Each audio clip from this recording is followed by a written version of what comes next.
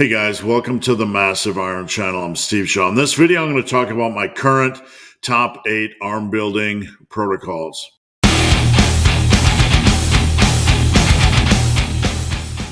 Before I get into this topic, I have a new free community. You can check out the link down below. Come and join us. All right, these are my current top 8 arm building protocols, things I use for myself, things I give to my clients. These are basically the meat and potatoes of the arm building programs that we are using in the massive iron world. Now, these aren't the only tools we're using, obviously, and the only exercises we're using, but these are kind of the bread and butter. You want to look at these, see if any of these make sense for you. Give them a try. If you don't like them, you don't have to use them, but I would encourage you to give them a good quality look. All right, so we have 4 for the biceps and 4 for the triceps. I'm going to start with the biceps here.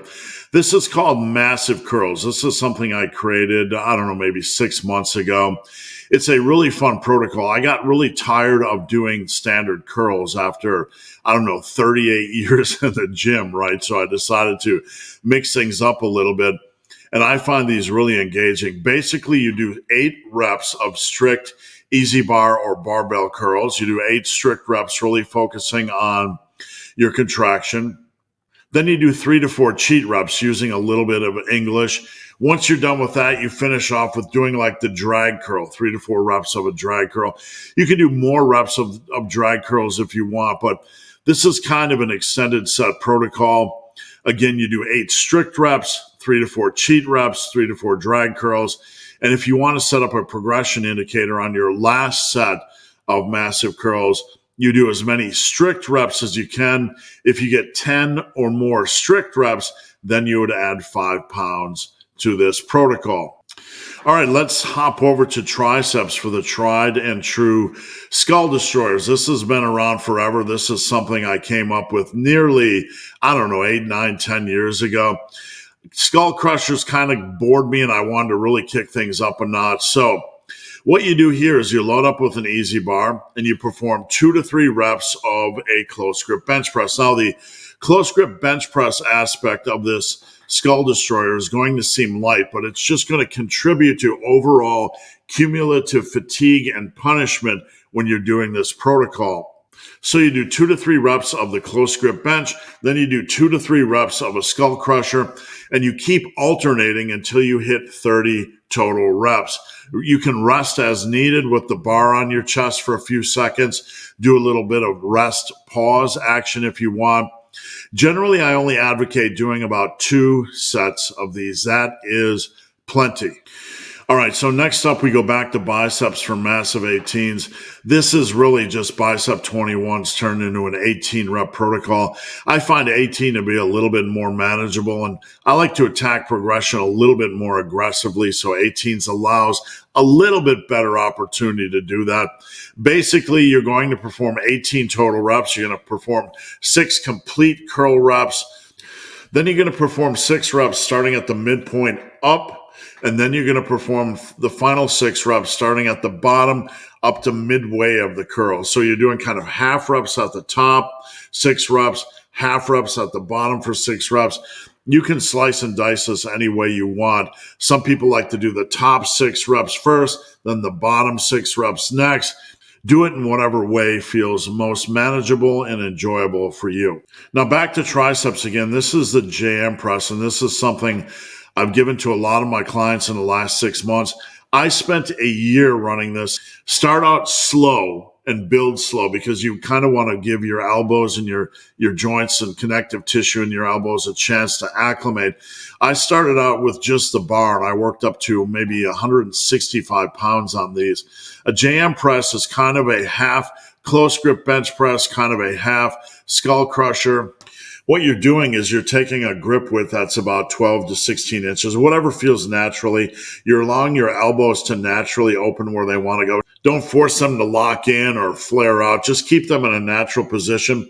You're going to lower the bar towards your chin area or towards your Adam's apple area.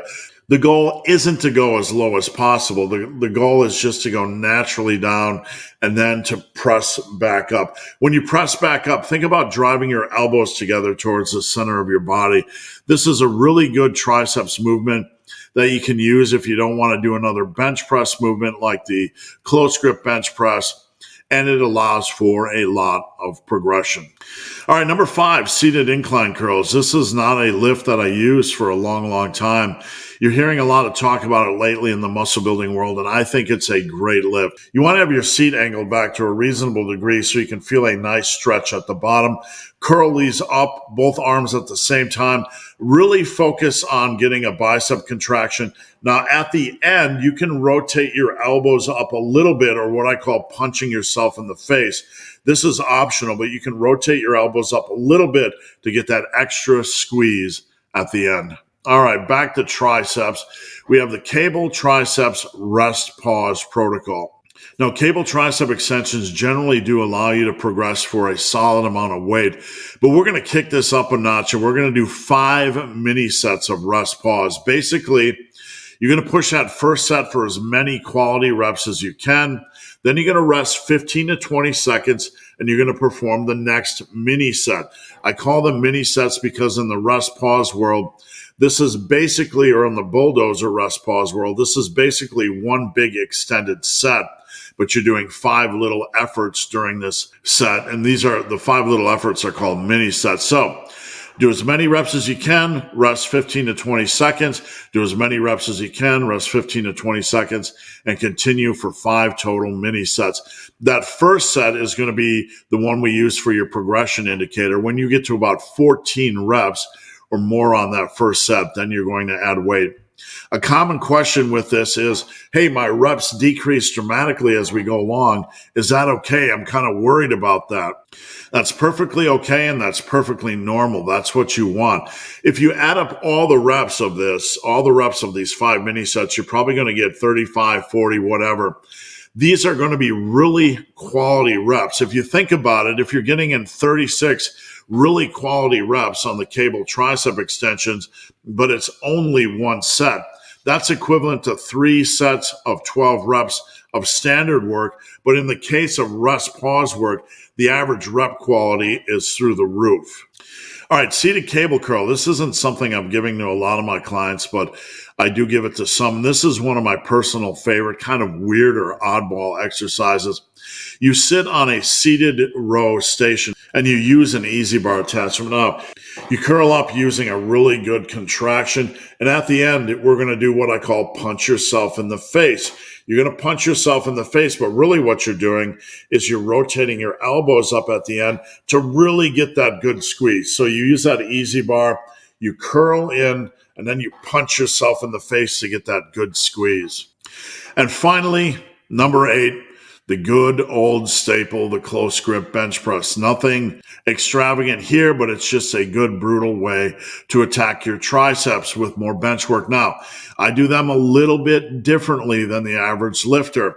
I focus on not lowering them to the chest. I leave them 2 to 3 inches above the chest so we can place a little bit more stress on the triceps or the lockout rather than the chest. Now, this is optional, but this is the way I do things. Now, how close should your close grip bench press grip width be compared to your bench? Wherever your bench is, you want to have it your close grip width about a palm's width inside of your bench press. That's good enough. You don't want to do one of these narrow, grippy, whippy close grip bench presses because what you're doing is you're placing a lot of stress on your elbows and shoulders. You're getting this awkward internal shoulder rotation. So just kind of move your grip in about a palm's width, focus on controlling the weight down and only lower it to about 2 to 3 inches above the chest. All right, guys, let me know what you think if you've tried any of these protocols, if you think you're going to try any of these protocols. Again, there are many more techniques and exercises that we're using in the massive iron world, but these are kind of the hot 8. All right, guys, thanks for watching. Have a great day.